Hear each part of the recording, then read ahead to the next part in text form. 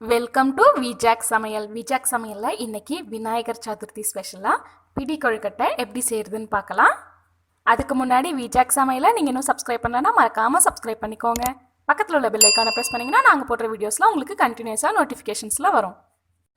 பிடி கொழுக்கட்டை செய்கிறதுக்கு 1 கப் அளவுக்கு பச்சரிசியை ஒரு பவுலில் சேர்த்துக்கிறேன். இதில் தண்ணி சேர்த்துட்டு நல்லா கழுவிட்டு ஒரு 3 மணி நேரம் ஊற வச்சுக்கலாம்.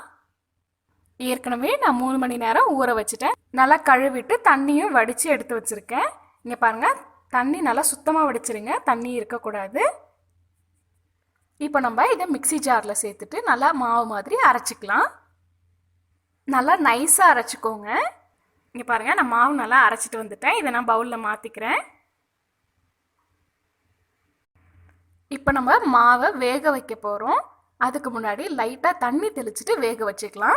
நீங்கள் வெளியில் மாவு மில்ல மாவு அரைச்சிட்டு வந்தீங்கனாலும் வீட்டில் இந்த மாதிரி தண்ணி தெளிச்சுட்டு லைட்டாக அப்புறமேட்டா வேக வைங்க.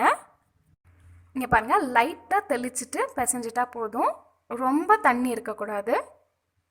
மிக்சியில் இல்லை மெஷினில் வந்துட்டு மாவு அரைக்கக்குள்ளே நல்லா சூடில் ட்ரையாக இருக்கும். அதனால தான் நம்ம லைட்டாக தண்ணி தெளிச்சுட்டு அப்புறம் வேக வைக்கிறோம். இங்கே பாருங்கள், நல்லா பிசைஞ்சாச்சு. இப்போ நம்ம சளிச்சு எடுத்துக்கலாம். நான் வந்துட்டு மீடியம் சல்லடை தான் எடுத்திருக்கேன். மீடியம் சைஸ் ஓட்டருக்குள்ளேயே, அதாவது ரவை சல்லடைன்னு சொல்லுவாங்கள்ல, அதுதான் எடுத்திருக்கேன். இதில் நம்ம மாவு சேர்த்து சளிச்சு எடுத்துக்கலாம். நம்ம வறுத்து அரைக்காமல் இந்த மாதிரி ஃப்ரெஷ்ஷாக விநாயகருக்கு செஞ்சு வச்சு படைக்கலாங்க. டேஸ்ட்டும் இந்த கொழுக்கட்டை சூப்பராக இருக்கும். இந்த மாதிரி தண்ணி தெளிச்சுட்டு சளிச்சுட்டு அதுக்கப்புறம் வேக வைக்கக்குள்ள மாவு சீக்கிரம் வெந்துடும், டேஸ்ட்டும் நல்லாயிருக்கும். இந்த மாதிரி தேய்ச்சி விட்டு நல்லா சளிச்சு எடுத்துக்கலாம். அந்த கட்டி கட்டியாக இருக்குல்ல, அதெல்லாம் உடைக்கணும், அதுக்காக தான். சளிச்சு எடுத்தாச்சு. அடுத்தது இட்லி பாத்திரத்தில் தண்ணி வச்சுருக்கேன். இந்த தட்டு மேலே வெள்ளை காட்டன் துணி போட்டுக்கிறேன்.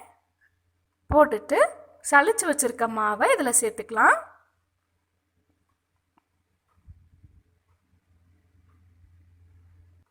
வெள்ளை துணியை மடித்து விட்டுட்டு அப்புறம் மூடி போட்டு வேக வச்சிடலாம்.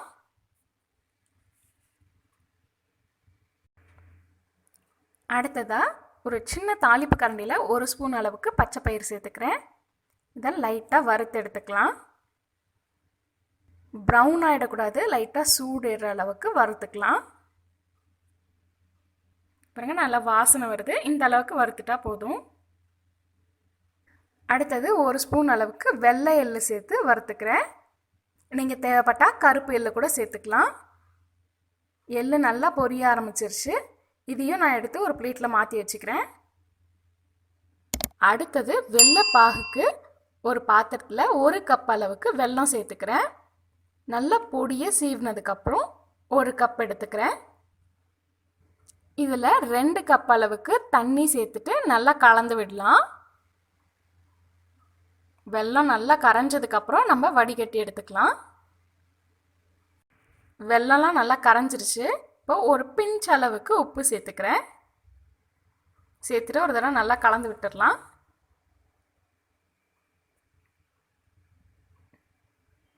இங்கே பாருங்கள், கொதிக்க ஆரம்பிச்சிருச்சு. இப்போ நம்ம அடுப்பை ஆஃப் பண்ணிடலாம். அடுத்தது இந்த சைடு வந்துட்டு மாவும் நல்லா வெந்துருச்சு. இங்கே பாருங்கள், நல்லா கேக் மாதிரி இருக்குல்ல. இது எடுத்து இந்த மாதிரி திரட்டி பார்த்தோன்னா ஒன்று சேர்ந்து வரணும். இதுதான் கரெக்டான பதம். இப்போ நம்ம அடுப்பு ஆஃப் பண்ணிவிட்டு வெளில எடுத்துடலாம். இதை வந்துட்டு நீங்கள் ஒரு 10 மினிட்ஸ்லேயே செக் பண்ணி பாருங்கள், வெந்திருக்கும். இங்கே பாருங்கள், துணியிலேருந்து நான் ஒரு பிளேட்டுக்கு மாற்றிக்கிறேன்.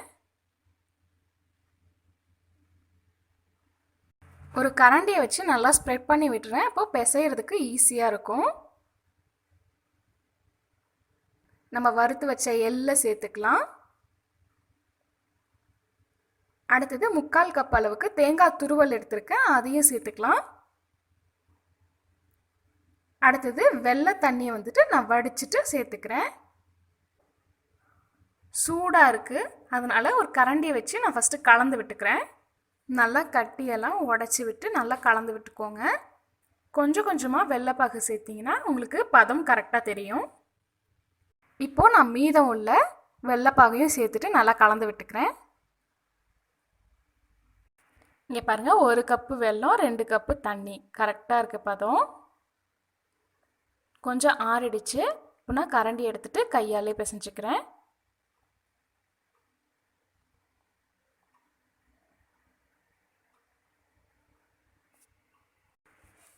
இங்கே பாருங்கள், நல்லா பிசைஞ்சாச்சு.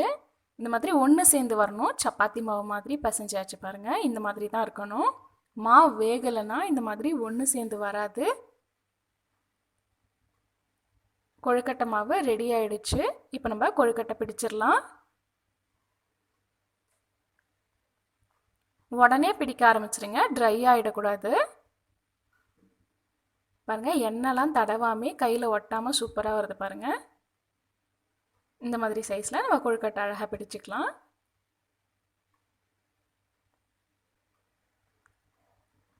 லைட்டாக ஹோல்ட் பண்ணாலே போதும், அழகாக கொழுக்கட்டை ஷேப்க்கு வந்துடும்.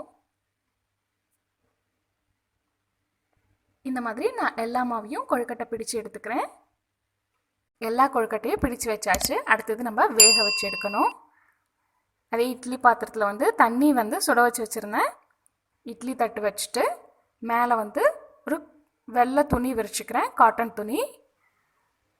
இதுக்கு மேலே நம்ம பிடிச்சு வச்ச கொழுக்கட்டையை ஒன்று ஒன்றா அடுக்கிடலாம்.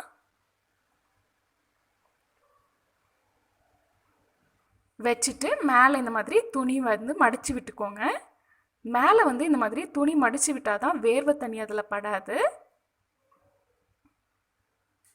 இப்போது இதுக்கு மேலே மூடி போட்டு வேக வச்சிடலாம். ஒரு 10 நிமிஷம் ஆயிடுச்சு. நம்ம வெந்துருச்சான்னு பார்க்கலாம். கொழுக்கட்டை நல்லா வெந்துருச்சு. நீங்கள் லைட்டாக அழுத்தி பார்த்தீங்கன்னா தெரியும் மாவாக இருக்கா இல்லை வெந்துருச்சான்னு. இப்போ நம்ம இதை அடுப்பை ஆஃப் பண்ணிவிட்டு வெளியில் எடுத்துக்கலாம். சூப்பரான பிடி கொழுக்கட்டை ரெடி ஆகிடுச்சுங்க. நீங்களும் மறக்காமல் இந்த விநாயகர் சதுர்த்திக்கு உங்கள் வீட்டில் இந்த மாதிரி பிடி கொழுக்கட்டை ட்ரை பண்ணி பாருங்கள். பாருங்கள், நல்லா சாஃப்டாக இருக்குது. டேஸ்ட்டும் சூப்பராக இருக்கும். மறக்காமல் உங்கள் வீட்டில் ட்ரை பண்ணி பாருங்கள். செஞ்சு பார்த்துட்டு உங்களுடைய கமெண்ட்ஸை கமெண்ட் பாக்ஸில் மறக்காமல் சொல்லுங்கள். உங்களுக்கு இந்த வீடியோ பிடிச்சிருந்தா இந்த வீடியோவை லைக் பண்ணிக்கோங்க. உங்கள் ஃப்ரெண்ட்ஸ்க்கு ஷேர் பண்ணுங்கள். தேங்க்யூ.